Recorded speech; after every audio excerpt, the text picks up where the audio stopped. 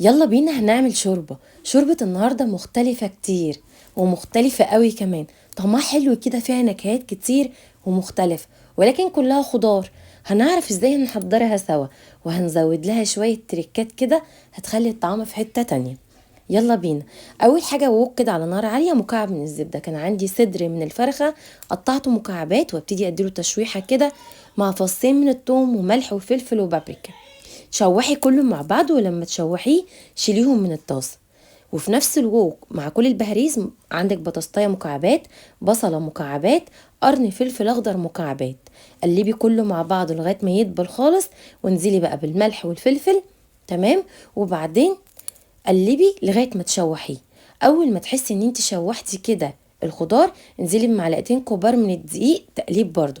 الدقيق يختفي، انزلي بقى بالمرقه بتاعتك وتظبطي الملح والفلفل. اول ما البطاطس تستوي وكله تمام، اضربيه يا اما في الخلاط والهاند بلندر وظبطي الملح. هنرجع بقى تاني البطاطس الفراخ اللي احنا عملناها، وكان عندي جزر كنت بشراه، وكان عندي اختياري اللي هو الذرة الحلو. وكل ده سيبيه بقى يغلي مع بعضه كده على نار هاديه، وظبطي الملح والفلفل. لو حسيتي ان قوامها تقيل زوديها ميه سخنه. اخر حاجه حطيت عليها كريمه على الوش كده، وحطيت طبعا جواها كريمه.